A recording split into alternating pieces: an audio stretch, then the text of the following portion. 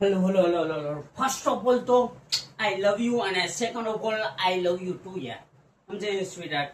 હજી કહું હું શરૂઆતમાં જ કે વિડીયો મૂકીને જાવ ને તો વહી જાવ, કાંઈ અત્યારે જ વહી જાવ, નકર હલવાઈ જાવ. કે ધોરણ 10 એનું ચેપ્ટર નંબર 13, ધોરણ 10 એનું ચેપ્ટર નંબર 13 આપણું પર્યાવરણ. એટલે કે આ શબ્દ પર્યાવરણ શબ્દ આપણે અવારનવાર સાંભળતા, કે પર્યાવરણ શબ્દ આપણે અવારનવાર સાંભળતા હોય, કે એમ ઘણા વાતો ના કરતા હોય કે ભાઈ હવે આપણા બાપા ને દાદા ના કહેતા કે ભાઈ હવે પર્યાવરણ પેલા જેવું નથી રહ્યું, તો બનાવો. સમજાય? કે પર્યાવરણ શબ્દ આપણે શું, તો કે પર્યાવરણ શબ્દ આપણે અવારનવાર સાંભળતા, અવારનવાર સાંભળતા હોય. ક્યાં? તો કે આપણા વડીલો પાસે શું કેતા હોય કે હવે ભાઈ પર્યાવરણ પેલા જેવું નથી રહ્યું. નથી રહ્યું તો બનાવો ને ગરબાઓ. બનાવો. કોની જવાબદારી છે? તો કે તમારી, મારી. પર્યાવરણને પેલા જેવું બનાવવાની જવાબદારી કેની? તો કે આપણી. તો બનાવવાનું છે. નથી રહ્યું તો બનાવો. એટલે કે આ શબ્દથી આપણે પરિચિત છીએ. ક્યાં? તો કે આપણા વડીલો કહેતા કે ભાઈ હવે પેલા જેવું વાતાવરણ રહ્યું નથી. શું પેલા જેવું વાતાવરણ હવે રહ્યું નથી? કે પેલા હું ટાઈમ હતો એની માને એમ કહેતા હોય ને. પણ પછી બીજું શું કહેતા હોય કે પેલા જેવું પર્યાવરણ હવે રહ્યું નથી. આ ચર્ચા થતી હોય. પછી બીજું શું હોય તો કે આપણે સારા પર્યાવરણમાં કે સારા વાતાવરણમાં કામ કરવું જોઈએ. આ વાત થતી હોય. આપણે સારા પર્યાવરણ કે સારા વાતાવરણમાં કામ કરવું જોઈએ. આ સમજે સ્વીટહાર્ટ? આ બધું આપણે સમજતા હોય. એ ઉપરાંત આપણે પર્યાવરણ શબ્દો ક્યાં? તો કે ટેલિવિઝન ઉપર, ટીવી ઉપર, ટેલિવિઝન ઉપર આપણે પર્યાવરણ શબ્દોનો ઉપયોગ વારંવાર સાંભળતા હોય. સ્વીટહાર્ટ મસ્ત પાઠ છે, મજા આવે એવો પાઠ છે. કે પર્યાવરણ શબ્દથી આપણે લગભગ બધા પરિચિત છીએ. ક્યાં સાંભળતા હોય? તો કે આપણા ઘરે સાંભળતા હોય કે ભાઈ પેલા જેવું વાતાવરણ નથી ને પેલા જેવું પર્યાવરણ નથી ને આપણે સારા પર્યાવરણમાં રહેવું જોઈએ ને સારા પર્યાવરણમાં કામ કરવું જોઈએ. આ ટીવીમાં આના ઉપર ચર્ચા થતી હોય ઘણી વાર, પણ હવે બહુ ઓછી થાય. અત્યારે તો કેની થાય? તો કે મેલોડી. જે ખરેખર દુઃખની વાત છે કે હવે મારે પોલિટિક્સમાં તો જાજુ ન બોલે, પણ આપણી મીડિયા અત્યારે આના ઉપર વધારે ચર્ચા નથી કરતી. કરે છે કે પણ જોઈ એટલી ચર્ચા અત્યારે પર્યાવરણમાં થતી નથી. ક્યાં થાય? તો કે ઘરે. એ ક્યારે? તો કે એનો છોકરો સિટીમાં રહેતો હોય અને ઈ ગામડે મળવા આવે ને તો એમ કે ભાઈ પેલા જેવી હવે મજા નથી. બાકી પર્યાવરણ અત્યારે ક્યાં કોઈ પાસે ટાઈમ છે? પછી પર્યાવરણ પેલા જેવું નથી રહ્યું. આપણે સારા પર્યાવરણમાં કામ કરવું જોઈએ. આ બધાયને ખબર છે, પણ છતાંય ભાગી ભાગીને જવું છે ને સિટીમાં. પછી કે આ ટેલિવિઝન ઉપર એટલે આ બધું અવારનવાર આપણે જોતા હોય છે. પછી બીજે ક્યાં જોઈએ? તો કે વિકસિત દેશો હોય એ શું કરે? તો કે આના માટે મોટી મોટી સભાઓનું આયોજન કરે. કે વિકસિત દેશો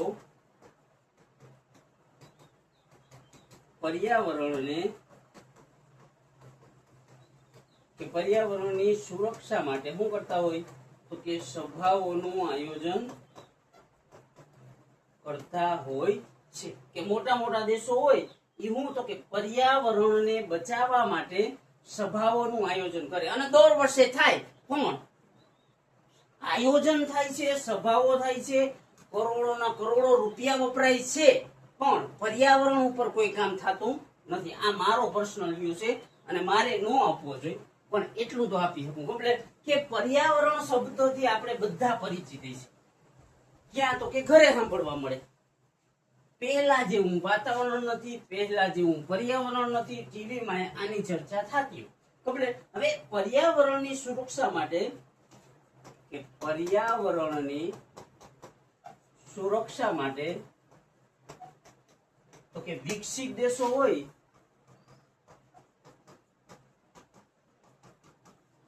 તે મોટી મોટી સભાઓનું આયોજન કરે છે. શા માટે? તો કે પર્યાવરણને બચાવવા માટે. ત્યારે ન્યૂઝ બનતી હોય ને પર્યાવરણ પર, તો કે ત્યારે આ શબ્દ આપણે સાંભળતા હોય કે મોટી મોટી સભાઓ કરે કે આપણે આવતા વર્ષે આ મુજબ પ્લાનિંગ કરશે, પણ પ્લાનિંગ થતું નથી. ક્યારે? એ પ્રોબ્લેમ છે. તો કે પર્યાવરણ શબ્દો છે એને આપણે 1000 વાર સાંભળતા હોય, તો કે આપણો અને પર્યાવરણનો શું સંબંધ છે ને, એ આપણે ચેપ્ટરમાં કે આખા ચેપ્ટરમાં આપણો અને પર્યાવરણનો શું સંબંધ છે ને એ જોવાનું. કે પર્યાવરણ છે એ આપણી સાથે કેમ જોડાયેલું, સાથે કેવી રીતના જોડાયેલું, કે આપણે અહીં એ પર્યાવરણ સાથે કેમ જોડાયેલા, તો કે આ જોવાનું. શું? કે પર્યાવરણથી આપણે કેવી રીતના જોડાયેલા છીએ,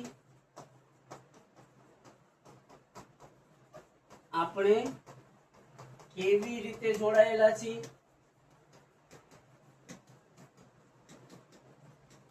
પછી આપણે પર્યાવરણથી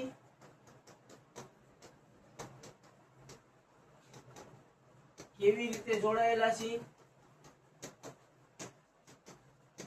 પછી કે સજીવો અને પર્યાવરણ પરસ્પર કેવી રીતના ક્રિયા કરે છે, અને એ ક્રિયા દ્વારા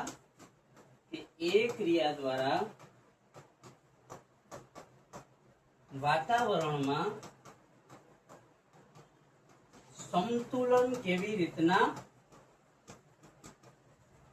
રીતે જળવાય છે. કે આ ચેપ્ટરમાં આપણે આ જોવાનું છે કે ખાસ ઈઝી બીઝી મસ્ત કે પર્યાવરણથી આપણે કેવી રીતના જોડાયેલા છે, કે આપણો અને પર્યાવરણનો શું સંબંધ છે સમજે એમાં લઉં.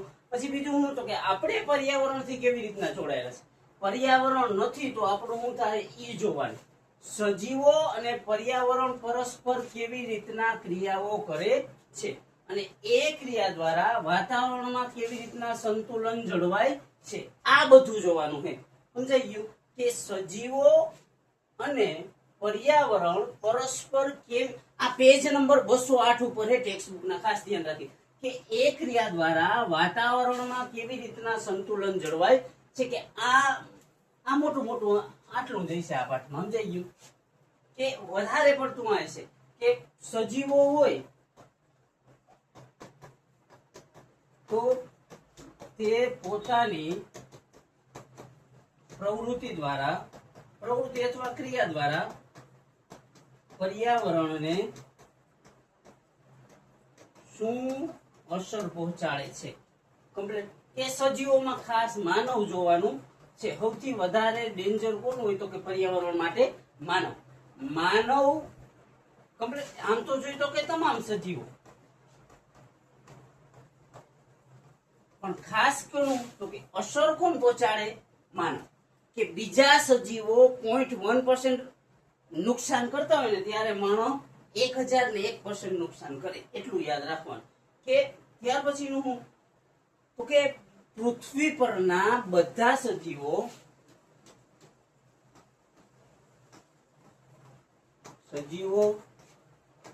અને વાતાવરણના ભૌતિક ઘટકો પરસ્પર આંતરક્રિયા કરે છે. શું? પૃથ્વી પરના સજીવો અને વાતાવરણના ભૌતિક ઘટકો પરસ્પર આંતરક્રિયા કરે છે, અને આ આંતરક્રિયા દ્વારા હું તો કે પૃથ્વી પર સંતુલન જાળવે છે. શું? સંતુલન જાળવે છે. અહીંયા ખાસ ધ્યાન રાખી કે પૃથ્વીના બધા સજીવો અને વાતાવરણના ભૌતિક ઘટકો પરસ્પર આંતરક્રિયા કરે છે અને સંતુલન જાળવી રાખે છે. આપણે પૃથ્વી પરના સજીવો એટલે સજીવો અને ભૌતિક ઘટકો શું કરે તો કે પરસ્પર આંતરક્રિયા કરે છે. એટલે એકબીજા હારે જોડાય. હું પરસ્પર આંતરક્રિયા મતલબ સજીવો અને ભૌતિક ઘટકો હું તો કે એકબીજા ઉપર આધાર રાખે કે એકબીજા આંતરક્રિયા કરે અને હું તો કે પૃથ્વી પર સંતુલન જાળવી રાખે છે. કે પૃથ્વી પરના સજીવો કે વાતાવરણનું લખી શકો કે વાતાવરણના ઘટકો અને સોરી બધા સજીવો, અહીંયા પૃથ્વીનું ના લખવું હોય તો બધા સજીવો લખી શકો કે બધા સજીવો અને વાતાવરણના ભૌતિક ઘટકો પરસ્પર આંતરક્રિયા કરી અને પૃથ્વી પર હું તો કે સંતુલન જાળવે છે. કે આંતરક્રિયા એટલે હું તો કે આંતરક્રિયા એટલે એકબીજાને કામ આવું. હું એકબીજા હાટું ખપી જાઉં. હું તો કે એકબીજા માટે ખપી જાઉં. કે જરૂર પડે તો એક હોય બીજા માટે હું તો કે પોતાનો જીવ આપે છે. આને શું કહેવાય? આંતરક્રિયા. સમજાણું કે બધા સજીવો અને વાતાવરણના ભૌતિક ઘટકો પરસ્પર આંતરક્રિયા કરી અને હું તો કે પૃથ્વી પર સંતુલન જાળવી રાખે છે. કેવી રીતના? તો કે આંતરક્રિયા એટલે હું તો કે એકબીજાને કામ આવું, એકબીજા માટે ખપી જાઉં, પોતાનો જીવ આપું. કે જેમ કે વનસ્પતિ હોય તો કે ઈ પોતાનો જીવ કોના માટે આપે તો કે કીટકો માટે. કે કોઈ હોય શકે ગાય, ભેંસ, બળદ, આ શું થયું તો કે એને જીવ આવ્યો. કીટકો કોના માટે જીવ આપે તો કે દેડકા માટે. સમજાય છે? તો કે વનસ્પતિ, કીટકો અને દેડકો આ બધા શું કરશે કે આંતરક્રિયા કરશે. આમાં અસર શું કરશે તો કે ભૌતિક પરિબળ. સમજાય છે સ્વીટી? કાંઈ નથી. આને વનસ્પતિ, કીટકો અને દેડકાને અસર શું કરશે તો કે ભૌતિક પરિસ્થિતિ. કે વાતાવરણના બધા સજીવો અને વાતાવરણના જૈવિક અને અજૈવિક ઘટકો પરસ્પર આંતરક્રિયા દ્વારા કે વાતાવરણના નહીં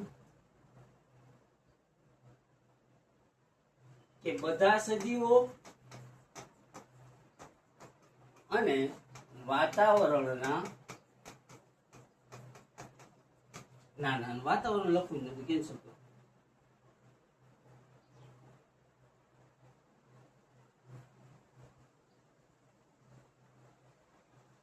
બધા સજીવો અને જૈવિક તેમજ અજૈવિક ઘટકો પરસ્પર શું તો કે પરસ્પર આંતરક્રિયા દ્વારા નિવસન તંત્રની રચના કરે છે. જૈવિક ઘટકોમાં આ બધા સજીવો આવી ગયા એટલે જૈવિક લખવાની જરૂર નથી. કમ્પ્લીટ. બધા સજીવો આવી ગયા એટલે જૈવિક ઘટકો અથવા ટૂંકમાં લખવું હોય તો કે જૈવિક અને અજૈવિક ઘટકો પરસ્પર આંતરક્રિયા દ્વારા નિવસન તંત્ર. સમજાઈ ગયું? માની લો કે જૈવિક અને અજૈવિક ઘટકો પરસ્પર આંતરક્રિયા દ્વારા નિવસન તંત્રની રચના કરે છે.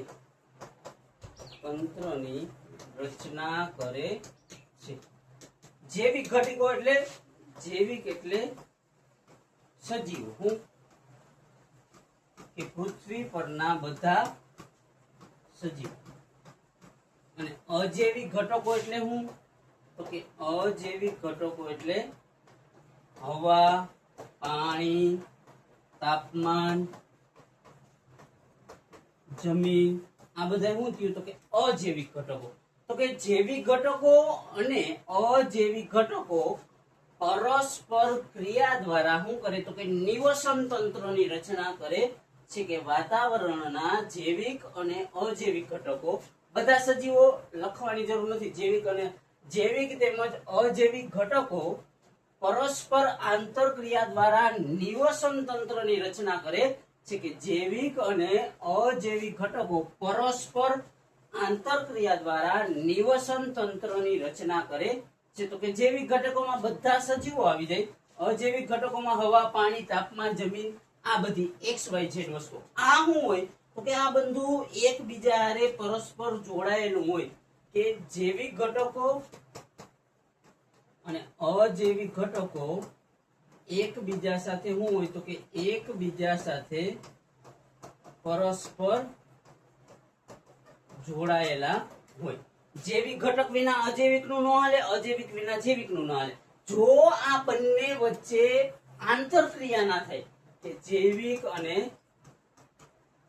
અજૈવિક વચ્ચે આંતરક્રિયા ન થાય તો હું તો કે પૃથ્વી પરનું સંતુલન બગડી જાય કે સંતુલન ખરાબ થાય. કે જૈવિક ઘટકો અને અજૈવિક ઘટકો વચ્ચે આંતરક્રિયા થાય. જો ન થાય તો શું થાય તો કે પૃથ્વી પરનું સંતુલન બગડે છે. કે વ્યાખ્યા શું કાઢશે તો કે બધા સજીવો અને અજૈવિક ઘટકો પરસ્પર આંતરક્રિયા દ્વારા નિવસન તંત્રની રચના કરે છે. કે જૈવિક અથવા જૈવિક અને અજૈવિક ઘટકો પરસ્પર આંતરક્રિયા દ્વારા નિવસન તંત્રની રચના કરે છે. તો કે અજૈવિક એટલે શું તો કે હવા, પાણી, તાપમાન, વરસાદ, જમીન વગેરે, અને જૈવિક એટલે બધા સજીવો. કે બધા સજીવો અને તેની આજુબાજુના અજૈવિક ઘટકો પરસ્પર શું કરે તો કે આંતરક્રિયા. બધા સજીવો લખવું હોય તો કે એક વિસ્તારના, હવે વ્યાખ્યા પ્રોપર બનાવીએ તો શું બને તો કે એક વિસ્તારના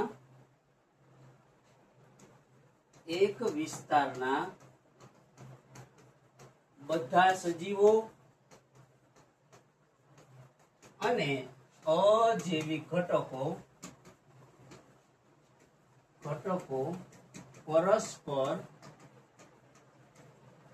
આંતરક્રિયા દ્વારા નિવસન તંત્રની રચના કરે છે. જેમ કે તમારી આજુબાજુમાં જુઓ તો કે એક વિસ્તારના બધા સજીવો અને અજૈવિક ઘટકો પરસ્પર આંતરક્રિયા દ્વારા નિવસન તંત્રની રચના કરે. આપણી આજુબાજુમાં જોવું હોય તો કે બગીચો.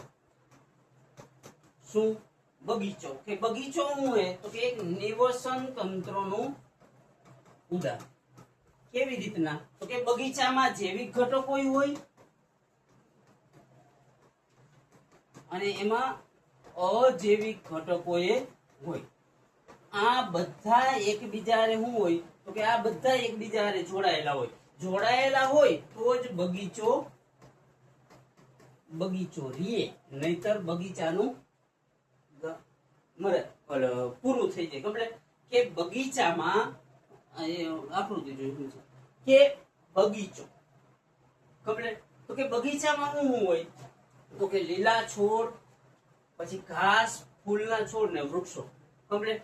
પછી પ્રાથમિક ઉપભોક્તા તો કે આ શું હોય તો કે બગીચામાં લીલા છોડ, ઘાસ, XYZ આવી શોભાની વસ્તુ હોય. પછી એને ખાવા માટે નાના કીટકો હોય, જેમ કે પતંગિયા, તીડ, ઈયળ અને નાની મોટી વસ્તુ.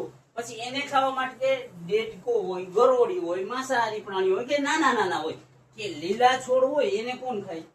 સમજાય કે બગીચો શું હોય કે નિવસન તંત્ર. કેવી રીતના તો કે લીલા છોડ હોય એમાં નાના કે પુષ્પના, ફળના, ફૂલના કે આ બધું હોય. એને ખાવા માટે પતંગિયું હોય, ઈયળ હોય, તીડ હોય. એને ખાવા માટે કોણ તો કે દેડકા હોય, કાચિંડા હોય. કમ્પ્લીટ. એને ખાવા માટે બગીચામાં કોણ હોય તો કે સાપ હોય, અને સાપને ખાવા માટે કોણ હોય તો કે સમણ. તો કે બગીચામાં જો લીલું છોડ હે, એને ખાવા માટે નાના કીટકો હોય, એને ખાવા માટે એનાથી થોડાક મોટા સજીવો હોય, એને ખાવા માટે સાપ છે, અને એને ખાવા માટે કોણ હે તો કે સમડી. કમ્પ્લીટ. આ બધા શું કરે તો કે આ બધા પરસ્પર આંતરક્રિયા કરે છે. કે વૃક્ષ, પછી પતંગિયું, દેડકો, સાપ ને સમડી. સમડી શું થાય મરીને કે પાછી કેમાં તો કે જમીનમાં ભરી જાય. જમીનમાં ભરશે એટલે એનું ખાતર ને વળી પાછા આ જે નાના છોડ છે એનો શું કરશે તો કે ઉપયોગ કરશે. બગીચો સમજાણું કે બગીચામાં શું હોય તો કે બગીચો છે કે બગીચામાં શું હોય તો કે બગીચામાં નાના નાના છોડ જેમ કે ગુલાબ, મોગરો, પછી સૂર્યમુખી, આ બધા શું થયા? છોડ થયા. ખબર? પછી એ ઉપરાંત નાના કીટકો, દેડકા, પછી તીડ. ખબર? આ બીજા નંબરનું થયું કે એ ઉપરાંત કે બગીચામાં શું હોય તો કે નાના નાના છોડ હોય જે શોભાના હોય, પછી નાના નાના કીટકો હોય, દેડકા હોય, તીડ હોય, પછી સમજાય છે સ્વીટ? પછી એની ઉપર શું હોય તો કે કીટકો, દેડકા અને તીડને ખાવા કોણ હોય? સમજાય છે? હું કહું છું આ ડિટેલમાં સમજશું કે બગીચો એક નિવસન તંત્ર છે, એ સમજવાનું છે કે બગીચામાં છોડ હોય, છોડની ઉપર કીટકો હોય, કીટકને ખાવા માટે કોણ હોય તો કે સાપ હોય, ટૂંકમાં સમજાવું. અને સાપને ખાવા માટે કોણ હોય તો કે સમડી હોય. હવે જો આ બધા પરસ્પર આંતરક્રિયા કરે, આમાંથી એકાદા બેનો વિનાશ થઈ જાય ને તો આખો બગીચો વિખાઈ જાય. જો હવે ધારો કે છોડ નથી બગીચામાં, ખાલી સમજાવું હું, સમજાય છે હું કહું સ્વીટર કે બગીચામાં છોડ નથી, તો છોડ નથી તો છોડને ખાવા વાળા નાના કીટક રહેશે નહીં. તો કે છોડ નથી તો કીટકે નથી, તો કે કીટકને ખાવા વાળા કે કીટકો હોય, દેડકો હોય, એને ખાવા માટે સાપ હોય તો સાપ રહેશે નહીં. સાપને ખાવા વાળું સમડી રહેશે તો કે સમડી રહેશે તો કે નહીં. તો હવે આ બધું હોય તો કે બગીચામાં જેટલા સજીવો છે એ પરસ્પર શું કરે છે તો કે પરસ્પર આંતરક્રિયા કરે છે. કમ્પ્લીટ? કે બધા એકબીજા કે બગીચામાં શું હોય તો કે નાના છોડ હોય, પછી કીટકો હોય, પક્ષીઓ હોય, કમ્પ્લીટ, પછી સાપ હોય અને સમડી હોય, આટલી વસ્તુ હોય. હવે જો આ બધા પરસ્પર ક્રિયાઓ કરે છે કે આ બધા પરસ્પર આંતરક્રિયા કરે. સમજાય સ્વીટ?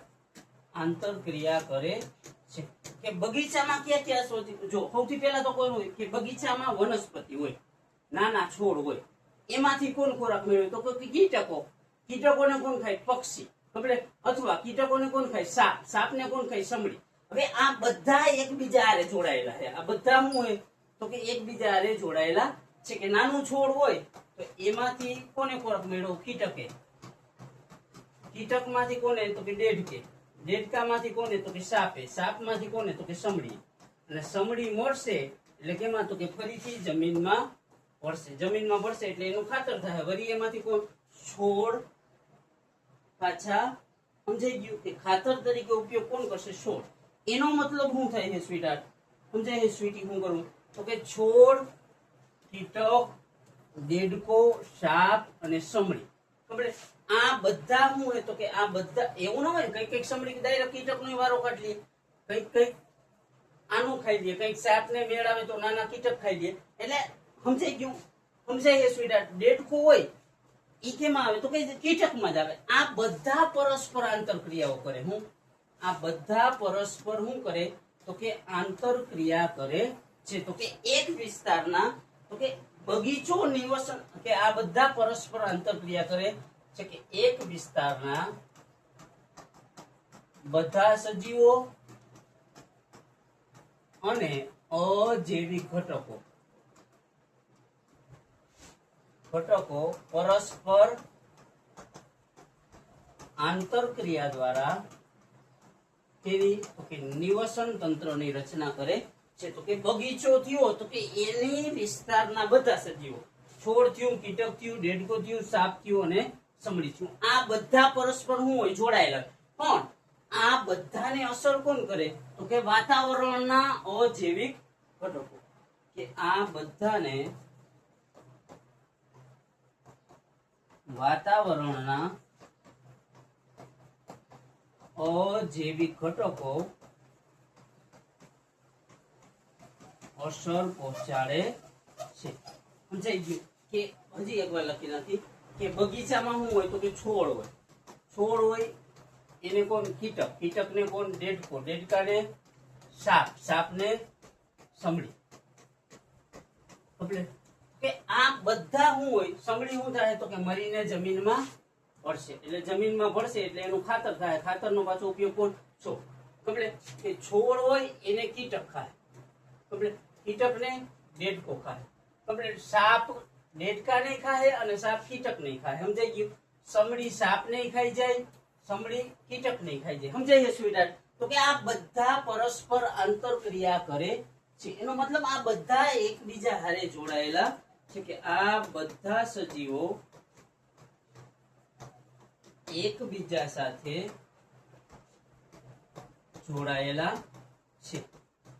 જોડાયેલા છે એટલું જ નહીં, આ બધાને અસર કોણ કરશે તો કે વાતાવરણના અજૈવિક ઘટકો. કે આ બધાને અજૈવિક ઘટકો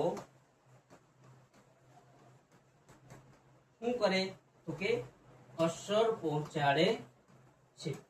કે આ જેટલા સજીવો હોય એની વૃદ્ધિ કેટલી થાય, એનો પ્રજનન શું દર, એનો પ્રજનન દર શું રહેશે, એ બધાનું કંટ્રોલ કોણ કરશે તો કે વાતાવરણના અજૈવિક ઘટકો. જેમ કે વાતાવરણના અજૈવિક ઘટકો એટલે જમીન,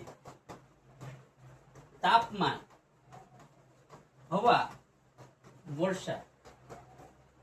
હવે આ જે નિવસન તંત્ર છે ને એનું નિયમન કોના દ્વારા તો કે વાતાવરણના અજૈવિક ઘટકો, જમીન, તાપમાન, હવા, વરસાદ વગેરે દ્વારા થશે. આ સજીવો છે એનો વૃદ્ધિ દર કેવો રહેશે કે આ બધા સજીવો એકબીજા સાથે જોડાયેલા હોય, બરોબર.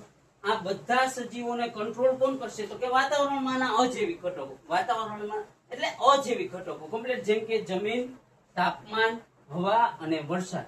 હવે જમીન, તાપમાન, હવા અને વરસાદ કેવી રીતના જૈવિક ઘટકોને કંટ્રોલ કરી શકે તો કે જેમ કે વનસ્પતિ છે એની વૃદ્ધિ, એનો વિકાસ અને એનું પ્રજનન, આ બધેનું કંટ્રોલ કોના દ્વારા થાય તો કે અજૈવિક ઘટકો દ્વારા. જેમ કે વરસાદ શું હોય તો કે અજૈવિક ઘટક છે. કે હવે વરસાદ એક વર્ષ થશે નહીં, અથવા તાપમાન બહુ ખરાબ રહ્યું, હવામાન બહુ ખરાબ રહ્યું, તો આ બધી વસ્તુ કે વરસાદ સારો ના થયો તો વનસ્પતિને અસર થાય. કે અમુક ઠંડા તાપમાનમાં થતી એવી વનસ્પતિ હોય તો તાપમાન ઊંચું થાય તો એ વનસ્પતિ સારી રીતના નહીં થાય, હવામાન ખરાબ હોય તો વનસ્પતિ સારી રીતના નહીં થાય. હવે વનસ્પતિ બગડી તો કે એને ખાવા વાળા કીટકોને ખોરાક મળશે નહીં, કીટકોને ખોરાક નહીં મળે તો કે દેડકાનો પ્રોબ્લેમ થાય, અને દેડકાને નહીં મળે તો સાપનો પ્રોબ્લેમ થાય, અને સાપને નહીં મળે તો સમડીને પ્રોબ્લેમ થાય. તો કે અજૈવિક ઘટકો આ જેટલા જેટલા સજીવો હોય એનો વૃદ્ધિ, એનો વિકાસ અને એના પ્રજનન દરને અસર પહોંચાડે છે. શું કે અજૈવિક ઘટકો વનસ્પતિ હોય તો એની વૃદ્ધિ, એનો વિકાસ અને એના પ્રજનનને કંટ્રોલ કરે છે.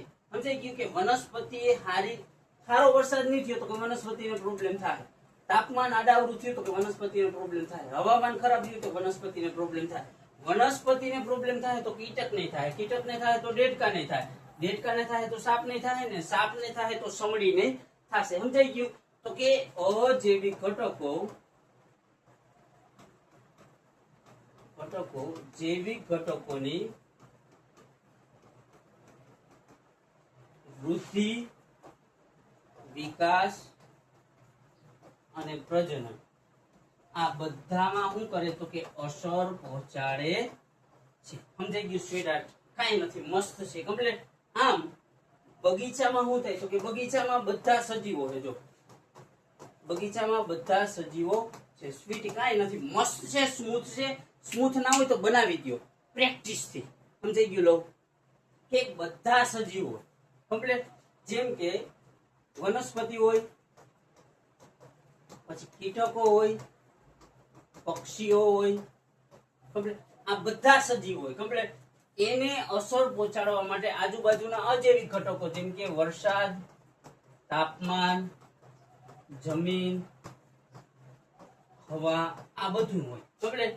કે બગીચામાં બધા સજીવો છે, જેમ કે વનસ્પતિ, કીટકો અને પક્ષીઓ, આ બધા સજીવો પરસ્પર શું કરે તો કે પરસ્પર આંતરક્રિયા કરે છે. કે આ બધા સજીવો એકબીજા હારે જોડાયેલા છે. શું આ બધા સજીવો એકબીજા હારે જોડાયેલા છે? કમ્પ્લીટ સમજાય કે બગીચામાં બધા સજીવો છે, વનસ્પતિ છે, કીટકો છે, પક્ષી છે, આ બધાને અસર કરવા માટે વરસાદ, તાપમાન, જમીન ને હવા છે. આ બધા સજીવોને વૃદ્ધિ, વિકાસ,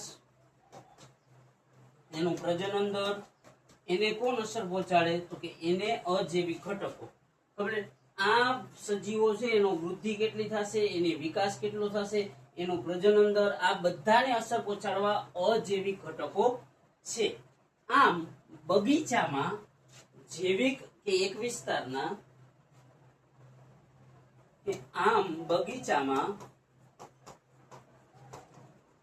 એક વિસ્તારના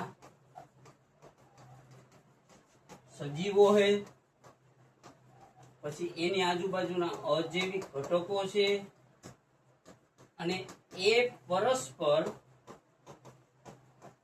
આંતરક્રિયા કરે છે,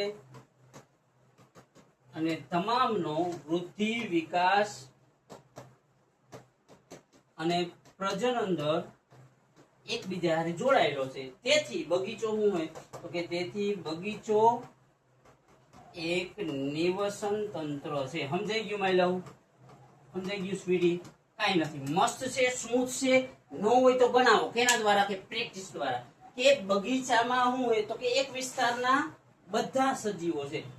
અહીંયા ખાસ ધ્યાન રાખી સ્વીટ કે એક વિસ્તારના સજીવો હોય, અજૈવિક ઘટકો હોય, પરસ્પર આ બધા પરસ્પર આંતરક્રિયા કરે કે પરસ્પર એકબીજા સાથે જોડાયેલા, એમનું વૃદ્ધિ, વિકાસ અને પ્રજનન આ બધું એકબીજા ઉપર આધાર રાખે. તેથી બગીચો શું હોય તો કે બગીચો એક નિવસન તંત્ર છે.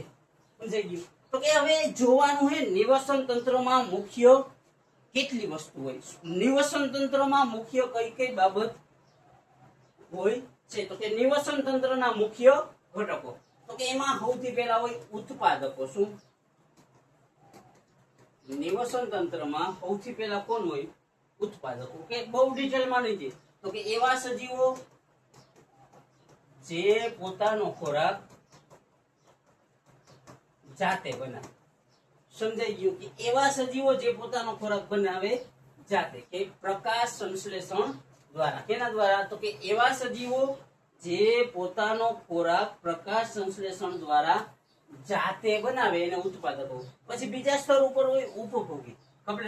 કે એવા સજીવો જે પ્રત્યક્ષ કે પરોક્ષ રીતે કેના ઉપર તો કે ઉત્પાદકો ઉપર આધાર રાખતા હોય. કીડ હોય, દેડકો હોય, સાપ હોય કે સમડી હોય, આવા સજીવો કે જે પ્રત્યક્ષ કે પરોક્ષ રીતે કેના તો કે ઉત્પાદકો ઉપર પોતાના જીવનનો આધાર રાખતા હોય, એવા સજીવોને શું કહેવાય તો કે ઉપભોગી. અને ત્રીજું હોય વિઘટકો. ખબર? કે વિઘટકો એટલે આ જે મૃત સજીવો હોય અથવા મૃત વનસ્પતિ હોય એના ઉપર પોતાના જીવનનો આધાર રાખે એવા સજીવોને કેવા કહેવાય તો કે વિઘટક. સમજાઈ ગયું? તો કે અહીંયા ખાસ ધ્યાન રાખી કે આગળનો પોઈન્ટે જશું. કમ્પ્લીટ. સૌથી પહેલા લેશું ઉત્પાદક. હવે આમાં હું ઉત્પાદકો એટલે પ્રોડ્યુસર. ઉત્પાદકો એટલે હું તો કે ઉત્પાદકો એટલે પોતાનો ખોરાક જાતે બનાવે. કેના દ્વારા? તો કે પ્રકાશ સંશ્લેષણ દ્વારા. એવા સજીવો જે પાણી, કાર્બન ડાયોક્સાઇડ, પછી પાણી અને એવા સજીવો જે ક્લોરોફિલ ધરાવતા હોય, એવા સજીવો જે કાર્બન ડાયોક્સાઇડ, પાણી અને સૂર્યપ્રકાશનો ઉપયોગ કરી પોતાનો ખોરાક જાતે બનાવતો હોય. શું? કે એવા સજીવો જે પોતાનો ખોરાક પ્રકાશ સંશ્લેષણ દ્વારા, કેના?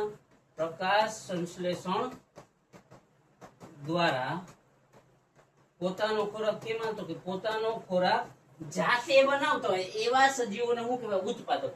કે ઉત્પાદકો એવા જીવ છે જે પોતાનો ખોરાક જાતે બનાવે કે પોતે તે સૂર્યપ્રકાશ, પાણી અને હવામાં રહેલા કાર્બન ડાયોક્સાઇડ ની મદદથી ખોરાક બનાવે છે. આ ખોરાક બનાવવાની પ્રક્રિયાને શું કહેવાય? તો કે પ્રકાશ સંશ્લેષણ. એમાં શું આવે? તો કે લીલી વનસ્પતિ આવે, શેવાળ આવે અને અમુક પ્રકારના બેક્ટેરિયા આવે. કે એવા સજીવો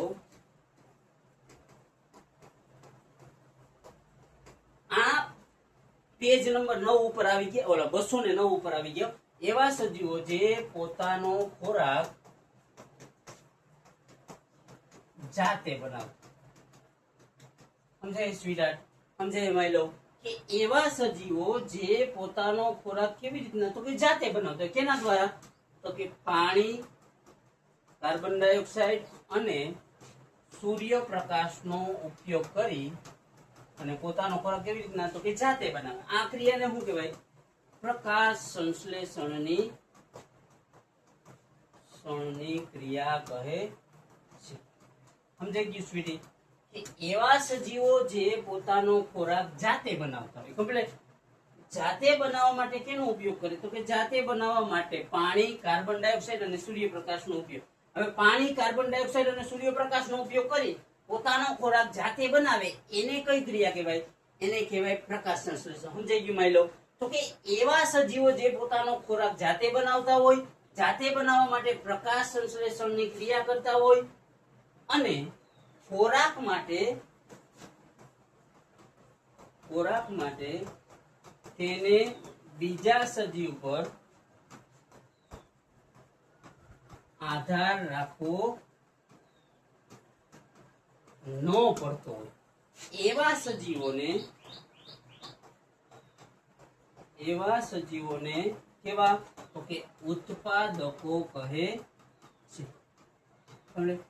નિવસન તંત્રના મુખ્ય કેટલા? તો કે 3 ઘટકો છે. કેટલા? 3 ઘટકો. એક, સૌથી પહેલા ઉત્પાદકો. એના ઉપર આપણે ચર્ચા કરી છે. તો કે એવા સજીવો જે પોતાનો ખોરાક જાતે બનાવતા. કેના દ્વારા? તો કે પાણી, કાર્બન ડાયોક્સાઇડ અને સૂર્યપ્રકાશનો ઉપયોગ કરે. એ ક્રિયાને શું કહેવાય? તો કે પ્રકાશ સંશ્લેષણ. ખોરાક માટે જેને બીજા સજીવની જરૂર ન પડતી હોય, તો કે ખોરાક માટે જેને બીજા સજીવ, સમજે સ્વીટી? મસ્ત છે, મજા આવી જાય એવા સજીવોને ઉત્પાદકો કહે છે. તો કે એમાં કેનો સમાવેશ થાય? તો કે લીલી વનસ્પતિ, અમુક પ્રકારના બેક્ટેરિયા. જે કેવા છે? તો કે જે ઉત્પાદકો હોય, જેને ખોરાક માટે બીજા સજીવોની જરૂર પડતી નથી. સમજાઈ ગયું? કે એવા સજીવો જે પોતાનો ખોરાક જાતે બનાવે. કેના દ્વારા? તો કે પ્રકાશ સંશ્લેષણ દ્વારા. સ્વયં બનાવે એટલે એમાં કેમાં આવે? તો કે સ્વયંપોષીમાં એનો સમાવેશ થાય. કમ્પ્લીટ. કોણ કોણ? તો કે લીલી વનસ્પતિ અને અમુક પ્રકારના બેક્ટેરિયા. કમ્પ્લીટ. આને શું કહેવાય? તો કે જે સજીવો પોતાનો ખોરાક જાતે બનાવતા હોય એને શું કહેવાય? તો કે એવા સજીવોને ઉત્પાદક કહેવાય. કે એવા સજીવો કે નહીં? તો કે પ્રકાશ સંશ્લેષણની ક્રિયા કરી. એવા સજીવો કઈ કેટેગરીમાં? તો કે સ્વયંપોષીમાં. નામ શું? તો કે લીલી વનસ્પતિ અને બેક્ટેરિયા. ટૂંકમાં એવા સજીવો જેને ખોરાક માટે બીજા સજીવ પર આધાર રાખવો પડતો નથી. પેજ નંબર 209 એમાં જે ધોરણ 9 વાળો પેરેગ્રાફ છે ને એમાં કમ્પ્લીટ. કે સૌથી પહેલા નિવસન તંત્રમાં કે વાતાવરણમાં જે કયો એમાં મુખ્ય કેટલા ઘટકો હોય? તો કે 3. ક્યાં ક્યાં? ઉત્પાદકો, પછી બીજું કયું ઉપભોગી અને ત્રીજું વિઘટકો. કમ્પ્લીટ. એમાં આપણે જોયું ઉત્પાદકો. એની ખાસિયત શું? તો કે તે સ્વયંપોષી હોય અને પ્રકાશ સંશ્લેષણની ક્રિયા દ્વારા પોતાનો ખોરાક જાતે બનાવી શકે. એમાં આવે કોણ? તો કે લીલી વનસ્પતિ અને બેક્ટેરિયા. સમજાઈ ગયું સ્વીટહાર્ટ? સમજાઈ ગયું? કઈ નથી. કે ઉત્પાદકો એટલે હું? તો કે એવા સજીવો જે પોતાનો ખોરાક જાતે બનાવે, પ્રકાશ સંશ્લેષણ, પાણી અને કાર્બન ડાયોક્સાઇડ નો ઉપયોગથી ખોરાક બનાવે. આ ખોરાક બનાવવાની પ્રક્રિયાને શું કહેવાય તો કે પ્રકાશ સંશ્લેષણ. કોનો સમાવેશ થાય તો કે ઘાસ, નાનું છોડ હોય, મોટું વૃક્ષ હોય, શેવાળ હોય અને અમુક પ્રકારના બેક્ટેરિયા. એ કઈ ક્રિયા કરે તો કે એ પ્રકાશ સંશ્લેષણની ક્રિયા કરે. એના દ્વારા તો કે પાણી, કાર્બન ડાયોક્સાઇડ અને સૂર્યપ્રકાશનો ઉપયોગ કરીને. સમજાઈ ગયું સ્વીટી? મસ્ત છે. ન હોય તો બનાવો. કે ઉત્પાદકો એટલે જીવનનો આધાર. ઉત્પાદકો નથી તો કે પૃથ્વી ઉપર એક પણ બીજા સજીવ પણ નથી, એટલે ઉત્પાદકો જીવનનો આધાર. ત્યાર પછીનું શું હોય તો કે પેલું સ્થળ જોયું કયું? ઉત્પાદકો. સ્વીટહાર્ટ કાંઈ નથી, મસ્ત છે, સ્મૂથ છે, વારંવાર જો, વારંવાર સમજો, મજા આવી જાય. ડિટેલમાં સમજો. એકવાર વાંચો, ન સમજાય તો બીજી વાર વાંચો, ન સમજાય તો ત્રીજી વાર વાંચો, ચોથી વાર વાંચો, પાંચમી વાર વાંચો. સમજાય સ્વીટી? તો કે ત્યાર પછી હું આવ્યું તો કે ઉપભોગી આવી. તો કે આવા સજીવો પોતાનો ખોરાક જાતે બનાવી શકતા નથી. ખોરાક માટે અન્ય સજીવ અથવા અન્ય છોડ ઉપર આધાર રાખવો પડે છે. કે પ્રત્યક્ષ કે પરોક્ષ રીતે ખોરાક સાંકળમાં માધ્યમ સ્તરે મળે છે અને ઉર્જા પ્રાપ્ત કરવા માટે અન્ય સજીવને ખાય છે. ખબર કે ઉપભોગીમાં કેટલા હોય તો કે પ્રાથમિક ઉપભોગી, દ્વિતીય ઉપભોગી, તૃતીય ઉપભોગી અને ચતુર્થ ઉપભોગી. કેટલા તો કે 4 પ્રકાર: પ્રાથમિક, દ્વિતીય, તૃતીય અને ચતુર્થ. કેટલા ઉપભોગીમાં? ઉપભોગી એટલે હું તો કે એવા સજીવો જે પ્રત્યક્ષ કે પરોક્ષ રીતે કોના ઉપર? ઉત્પાદકો ઉપર આધાર રાખતા હોય. કે ઉપભોગીઓ પર્યાવરણમાં સંતુલન જાળવવામાં મહત્વની ભૂમિકા ભજવે છે. ઈ તો આપણે કોઈ પણ સજીવ હોય, ઉત્પાદક હોય તોય ભલે, ઉપભોગી હોય તોય ભલે અને વિઘટકો હોય તોય ભલે, એ પર્યાવરણમાં હું તો કે સંતુલન જાળવવાનું જ કામ કરે. કે પ્રાથમિક ઉપભોગી જે છોડનો ખોરાક તરીકે ઉપયોગ કરે, જેમ કે તીડ એટલે આ તીડડા, ઈયળ અને ખિસકોલી. દ્વિતીય ઉપભોગીમાં શું આવે? જે સજીવોનો પ્રાથમિક ઉપયોગીનો આ કે ને તો કે પ્રાથમિક ઉપભોગીને શું કરશે તો કે ખોરાક તરીકે. દેડકો હોય તો કોને ખાય? તીડડા. ગરોળી હોય તો કોને ખાય? તીડડાને ખાઈ જાય નાની. ત્યાર પછી તૃતીય ઉપભોગી તો કે સાપ. સાપ કોને ખાય તો કે દ્વિતીય ઉપભોગી. પછી ચતુર્થ, એ કોને ખાય તો કે સમડી. સમજાઈ ગયું સ્વીટહાર્ટ? કાંઈ નથી. જે સજીવો પોતાનો ખોરાક જાતે બનાવી શકતા નથી અને અન્ય સજીવ અથવા અન્ય છોડનો ખોરાક તરીકે હું આધાર રાખે તેને કેવા તો કે તેને ઉપભોગી સજીવો કહે છે. કે જે સજીવો પોતાનો ખોરાક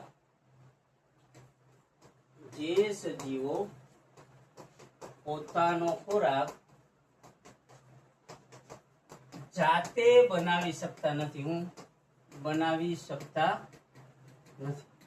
સમજે? જે સજીવો પોતાનો ખોરાક જાતે બનાવી શકતા નથી. સ્વીટી મસ્ત છે, સ્મૂથ છે, ન હોય તો બનાવો એની બેનને. કેના માટે તો કે બાપ માટે. ખાસ ધ્યાન રાખીએ, પ્રેક્ટિસ કરીએ 5 વાર, 15 વાર, 50 વાર. ના આવડે ત્યાં લગીને મૂકે નહીં, અને મૂકે એને હાલવી દઉં નથી હાલો. કે જે સજીવો પોતાનો ખોરાક જાતે બનાવી શકતા નથી એવા સજીવોને ઉપભોગી કહેવાય. અથવા જે સજીવો પોતાના ખોરાક માટે પ્રત્યક્ષ કે પરોક્ષ રીતે કોના ઉપર? પરોક્ષ રીતે ઉત્પાદકો ઉપર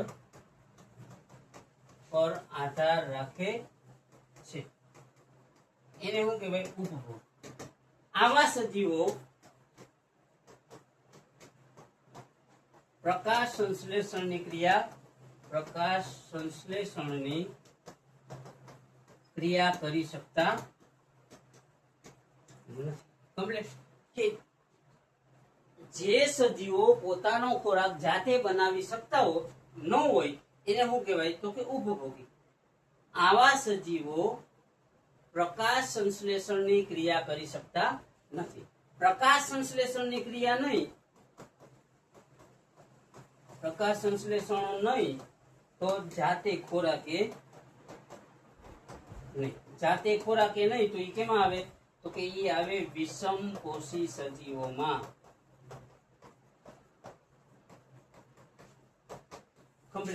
કે જે સજીવો પોતાનો ખોરાક જાતે બનાવી શકતા નથી, જે સજીવો પોતાના ખોરાક માટે પ્રત્યક્ષ કે પરોક્ષ રીતે ઉત્પાદક ઉપર આધાર રાખે છે, આવા સજીવો પ્રકાશ સંશ્લેષણની ક્રિયા કરી શકતા નથી.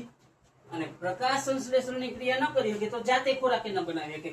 અને આવા સજીવો કઈ કેટેગરીમાં આવે તો કે વિષમપોષી સજીવોમાં આવે. એ સજીવને કેવા તો કે આમાં જેટલા ઉલ્લેખ થયા ને એ બધા સજીવોને કેવા કહેવાય તો કે ઉપભોગી સજીવો કહેવાય. પ્રત્યક્ષ કે પરોક્ષ રીતે કેના ઉપર આધાર રાખે તો કે ઉત્પાદકો. પ્રત્યક્ષ કે પરોક્ષ રીતે ઉત્પાદક. કેવી રીતના? ધારો કે તમે એમ કહો સિંહ થોડો ઝાડવું ઓલો શું ખાય, આલું કેતા હોય સિંહ મરી જાય પણ ખડ ના ખાય હકીકતમાં તો સમજાઈ ગયું. તો કે સિંહ હોય એ કોને ખાય તો કે સિંહ હરણ ને ખાય. અને હરણ કોને ખાય તો કે ઘાસ ને. તો આમાં શું થયું? સિંહે ડાયરેક્ટ ઘાસ ને ના ખાધું પણ સિંહે હરણે ખાધું, હરણે ઘાસ ને.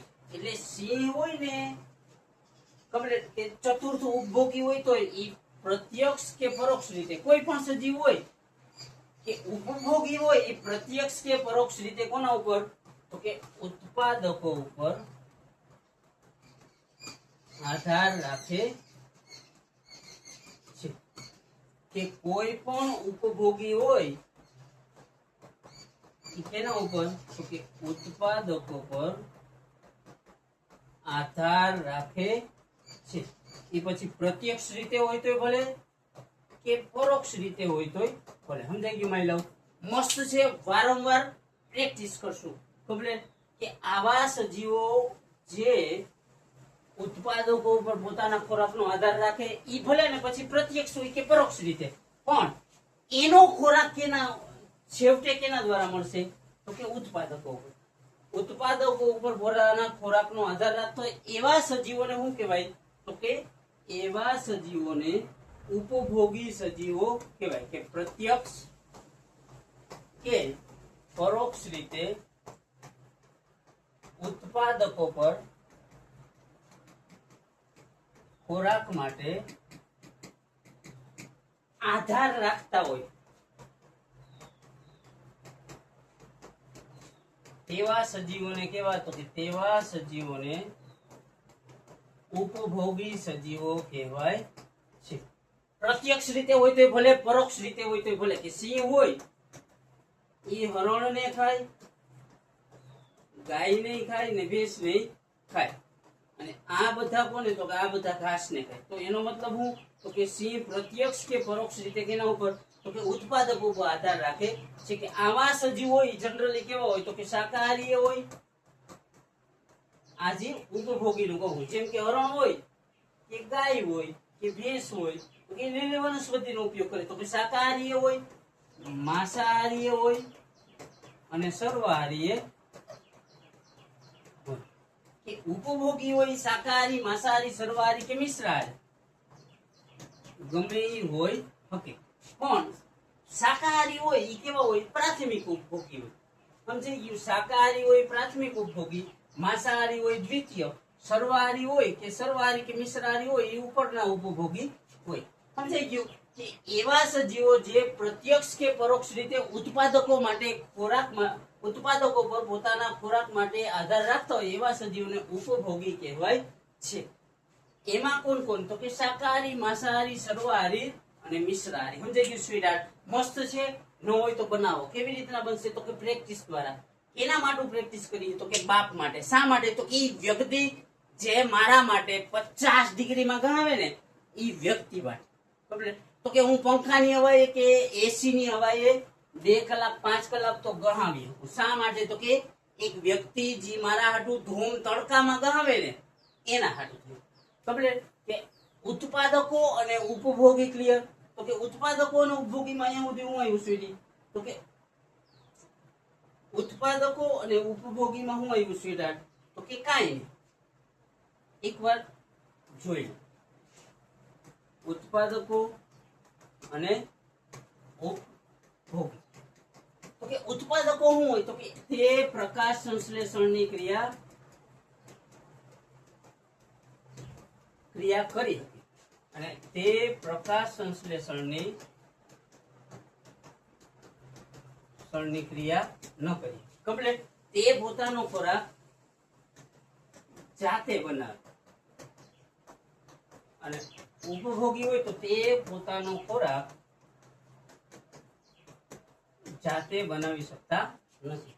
પછી તે હું તો કે ઉત્પાદકો હોય કેવા હોય તો કે સ્વયંપોષી, અને આ કેવા હોય તો કે વિષમપોષી. સમજાઈ ગયું? પછી ઉત્પાદકો હોય એ કેટલામાં તો કે પ્રથમ સ્તરે હોય, અને ઉપભોગી ક્યાં હોય તો કે દ્વિતીય સ્તરે. સમજાઈ ગયું? આ લખવાની જરૂર નથી આમ તો. આટલો જ ફેર. એક પ્રકાશ સંશ્લેષણની ક્રિયા કરી શકે, એક ન કરી શકે. એક ખોરાક જાતે બનાવે, એક ન બનાવે. એક સ્વયંપોષી હોય, એક વિષમપોષી હોય. સમજાઈ ગયું સ્વીટી? મસ્ત છે. ન હોય તો પ્રેક્ટિસ દ્વારા બનાવે. કમ્પ્લીટ. કે ઉપભોગી એમાં કેટલા તો કે પ્રાથમિક ઉપભોગી, દ્વિતીય, તૃતીય અને ચતુર્થ. કમ્પ્લીટ. ત્યાર પછીનો પોઈન્ટ શું હોય તો કે ત્યાર પછીનો પોઈન્ટ છે વિઘટકો. સમજાઈ ગયું? કે વિઘટકો. વિઘટકો શું કરે તો કે મૃત પદાર્થોનું વિઘટન કરે. તો કે એમાં શું આવે તો કે અમુક પ્રકારની ફૂગ હોય, બેક્ટેરિયા હોય, આ બધું શું હોય તો કે આ બધું વિઘટકો છે. કે એવા સજીવો જે પોતાના જીવનને આ પેજ નંબર 209 ઉપર જે પ્રવૃત્તિ 13.2 છે ને એની ઉપરનું, કે એવા સજીવો જે પોતાના ખોરાક માટે કેના ઉપર તો કે મૃત વનસ્પતિ અથવા મૃત સજીવ પર આધાર રાખે છે, એને શું કહેવાય તો કે વિઘટકો. વિઘટકો શું કરે તો કે સરળ કાર્બનિક પદાર્થો, જટિલ કાર્બનિક પદાર્થોનું સરળ અકાર્બનિક પદાર્થોમાં રૂપાંતર કરે છે. કે વિઘટકો એટલે શું તો કે ફૂગ અને બેક્ટેરિયા. એવી ફૂગ અને બેક્ટેરિયા જે મરેલ પ્રાણીઓ હોય અથવા મરેલ વનસ્પતિ હોય એના ઉપર પોતાના જીવનનો આધાર રાખે. સમજાઈ ગયું સ્વીટી? કે વિઘટકો એટલે શું તો કે એવા સજીવો જે પોતાના ખોરાક માટે મૃત વનસ્પતિ કે મૃત સજીવો પર આધાર રાખે છે. એવા સજીવો જે પોતાના ખોરાકનો આધાર કેના ઉપર, એવા સજીવો જે પોતાના ખોરાક માટે મૃત વનસ્પતિ કે મૃત સજીવ ઉપર આધાર રાખે એને શું કહેવાય તો કે એને વિઘટકો કહેવાય.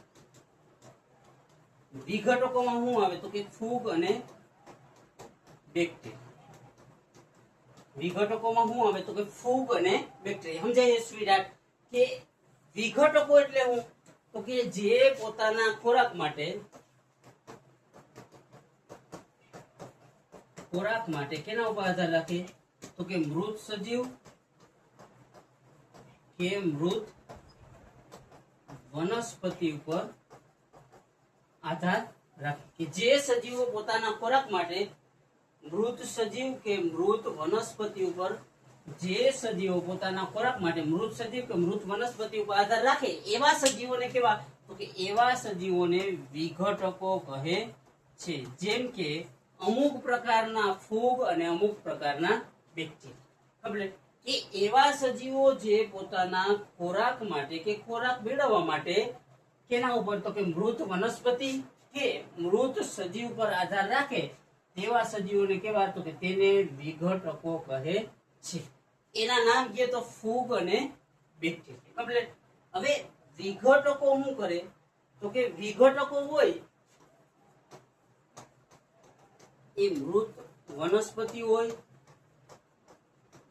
કે મૃત સજીવ હોય એને હું તો કે સડાવી દે છે. ટૂંકમાં મૃત સજીવ કે મૃત વનસ્પતિ હોય એ કેવું હોય તો કે જટિલ કાર્બનિક હોય. એને શું કરે તો કે એને સરળ અકાર્બનિકમાં રૂપાંતર કરે છે. કે વિઘટકો શું કરશે તો કે જટિલ કાર્બનિક પદાર્થોનું સરળ અકાર્બનિક પદાર્થોમાં રૂપાંતર કરે છે. સમજાય છે કે લાકડું હોય, મૃત વનસ્પતિ હોય એનું લાકડું હોય, તો કે લાકડું એમને પડ્યું હોય એના ઉપર જેવા ફૂગ ને બેક્ટેરિયા લાગશે એટલે હળશે, હળી અને શું બની જાય તો કે ખાતર. તો શું થયું તો કે જટિલ કાર્બનિક માંથી સરળ અકાર્બનિક પદાર્થોમાં રૂપાંતર થયું. આ ખાતરનો ઉપયોગ કોણ થાય તો કે આ જે લાકડું હતું એના ઉપર શું થયું તો કે વિઘટકોએ હુમલો કર્યો એટલે એ શરીર શું બની ગયું ખાતર. એટલે જટિલ કાર્બનિક હતું એમાંથી શું બની ગયું તો કે સરળ અકાર્બનિક પદાર્થ બન્યું. સરળ અકાર્બનિક ખાતર. ખાતરનો ઉપયોગ કોણ તો કે વનસ્પતિ ફરીથી ઉપયોગમાં લે છે. વનસ્પતિ જેવો ઉપયોગ લેશે એટલે શું થાય તો કે વનસ્પતિનું પોષણ ને બધું પાછું ફરીથી સારી રીતના થાય. વળી પાછું વનસ્પતિ હોય તો એક વાર સમજી જો લાકડું પડ્યું હોય, લાકડું ક્યારે પડે તો કે વનસ્પતિ ખરાબ થાય એટલે કે મૃત વનસ્પતિ હોય એનું લાકડું હોય. હવે લાકડા ઉપર જેવું હું તો કે ફૂગ અને બેક્ટેરિયા બેસે એટલે લાકડાનું શું થાય તો કે લાકડાનું વિઘટન થાય. વિઘટન થઈને લાકડાનું શું બનશે ખાતર. ખાતરનો ઉપયોગ પાછો હું તો કે અહીંયા ખાતર જમીનમાં પડ્યું એટલે વનસ્પતિ પાછો એનો ઉપયોગ કરશે. વળી પાછી શું બની જાય વનસ્પતિ. તો કે આવું ચક્ર વારંવાર ચાલ્યા કરે છે. કે વિઘટકો થકી શું થાય છે તો કે વિઘટકો થકી તો કે મૃત વનસ્પતિ હોય કે મૃત સજીવ હોય તેનું વિઘટન થાય છે. હવે વિઘટકોની ભૂમિકા હું એમ કે તો આમાં આ બધું લખીએ કે વિઘટકોની વ્યાખ્યા પૂછે કે વિઘટકો શું કરે તો કે વિઘટકો હોય એ મૃત વનસ્પતિ હોય કે મૃત સજીવ હોય એનું વિઘટન કરે. એટલે શું થયું તો કે જટિલ કાર્બનિક માંથી શું બન્યું તો કે સરળ અકાર્બનિક પદાર્થ બન્યું. હવે આ સરળ જટિલ કાર્બનિક એટલે લાકડું અને સરળ અકાર્બનિક એટલે લાકડાનું બન્યું ખાતર. હવે આ ખાતરનો ઉપયોગ ફરીથી કોણ કરશે તો કે ફરીથી આનો ઉપયોગ વનસ્પતિ કરશે. શા માટે તો કે વનસ્પતિ પોષણ મેળવવા માટે એ ખાતરનો ઉપયોગ કરશે. અને વનસ્પતિ વળી પાછું મોટું થાય, મોટું થઈ વળી પાછી એની ઉંમર પૂરી થાય એટલે હળશે, એનું લાકડું વળી જમીનમાં પડશે. એટલે આ સાયકલ વારંવાર ફર્યા કરે છે. કે વિઘટકો હોય એના થકી શું થાય તો કે વિઘટકો હોય. હવે કલ્પના કરો જોઈએ કે વિઘટકો નથી. શું કલ્પના કરો વિઘટકો નથી. હવે વિઘટકો નથી તો કે અવાર ચોમાસું આવ્યું એમાં શું થયું તો કે પવન આવ્યો, વાવાઝોડું આવ્યું તો શું થયું કે મોટી સંખ્યામાં વૃક્ષો પડ્યા. હવે પવન, વાવાઝોડું ને વરસાદ ને બધું ભેગું આવ્યું એટલે મોટી સંખ્યામાં સજીવો શું થયા તો કે સજીવો મૃત્યુ પામ્યા. હવે આ પવન થકી વૃક્ષો પડ્યા એટલે શું થાય તો કે હવે વિઘટકો તો છે જ નહીં. વિઘટકો છે નહીં, વિઘટકો નથી તો વૃક્ષ જેવું પડ્યું એનું લાકડાના શું થાય તો કે થપ્પા થતા જાય. તો કે આ જે વૃક્ષો પડ્યા એના શું થાય તો કે આમ વૃક્ષ પડ્યું તો એમનેમ પડ્યું રહે, આમ પડ્યું તો એમનેમ રહે, આમ પડ્યું તો એમનેમ રહે. કે વૃક્ષ છે જેમનું જેમ છે ને એમનું એમ પડ્યું રહે. જો કે વૃક્ષ હોય તો એના લાકડાનો ઉપયોગ થાય તો માણસ ના રહેવા દે કારણ કે એની કીડો હોય એટલે એટલે તો કે વૃક્ષ પડ્યા રહે એના પણ હવે એક જગ્યાએ કે જ્યાં માણસ પહોંચવા માટે સક્ષમ નથી તો શું થાય અહીંયા લાકડાનો થાય ઢગલો. લાકડાનો ઢગલો થાય એટલે જમીનને શું થાય તો કે જમીનને સૂર્યપ્રકાશ મળતો બંધ થાય. સૂર્યપ્રકાશ મળતો બંધ થાય એટલે એ જમીન ધીરે ધીરે પોતાની ફળદ્રુપતા શું થાય ગુમાવશે. મતલબ વિઘટકો નથી તો લાકડું ફળશે નહીં તો એની વાહે કેટલી બધી જગ્યા શું થાય ફળદ્રુપ હોય તો એવી જમીન ફળદ્રુપતા ગુમાવે. ઈ ઉપરાંત સજીવો હોય વરસાદ ને વાવાઝોડું ને XYZ થકી શું થાય તો કે મૃત્યુ પામે. મૃત્યુ પામશે પણ ઈ હળે નહીં. સડે શા માટે નહીં તો કે વિઘટકો નથી. વિઘટો નથી તો હળે નહીં. તો ઈ બાજુ શું થાય કે ઈ સજીવોની આજુબાજુ વાસ, દુર્ગંધ, પછી રોગચાળો આ બધું ફેલાશે. ઈ સમજાવવું નહીં હોય મારા ખ્યાલ મુજબ કે વિઘટકો નથી. હવે કલ્પના કરો કે ક્યાંય વિઘટકો છે જ નહીં તો અને સજીવો મૃત્યુ જે પામતા હોય એ તો પામશે બરાબર કે નિયમ મુજબ મૃત્યુ પામતા હોય એ પામશે. હવે મૃત્યુ પામેલા સજીવો જમીન ઉપર એમનેમ પડ્યા શા માટે રહે તો કે એને હડાવવા માટે વિઘટકો નથી. હવે આ પડ્યા હોય એ એમનેમ રહે એટલે એમાંથી ગંધ આવશે, વાસ આવશે અને એમાંથી રોગચાળો ફેલાશે. રોગચાળો ધીરે ધીરે ક્યાં આવશે તો કે પૃથ્વી પરના બીજા સજીવોમાં રોગચાળો ફેલવાય છે. બીજા સજીવોમાંથી ત્રીજામાં, ત્રીજામાંથી ચોથામાં, ચોથામાંથી પાંચમામાં. આમ વિઘટકો ખૂબ જરૂરી છે કે જ્યારે સજીવ હોય એ મૃત્યુ પામે તો એ ક્યાં જમીન ઉપર પડ્યું રહે. શા માટે તો કે વિઘટકો નથી એટલે. હવે ઈ પડેલું સજીવ છે એના થકી વાસ, ગંધ, રોગચાળો વગેરે ફેલાય. આ રોગચાળો સૌથી પહેલા એક સજીવમાં જાય. એક સજીવમાં જાય, એક સજીવમાંથી બીજા સજીવમાં, બીજા સજીવમાંથી ત્રીજા સજીવમાં, ત્રીજામાંથી ચોથા સજીવમાં. આમ શું તો કે સજીવોને વિઘટકો વિના પૃથ્વી પર રહેવું મુશ્કેલ બની જાય છે. કે પેજ નંબર 208 ને 209 વિજ્ઞાનનું ક્લિયર કમ્પ્લીટ. ન સમજાય તો કોમેન્ટ કરો, ન સમજાય તો લાઈવમાં લડી લેશું. મસ્ત છે પાઠ. આપણું પર્યાવરણ અને અહીંયા સુધી રહેવાનું તો કે યાર તમારાથી વિશેષ મારા માટે કોઈ ના હોય એટલે આઈ લવ યુ અને નીકળી પડો.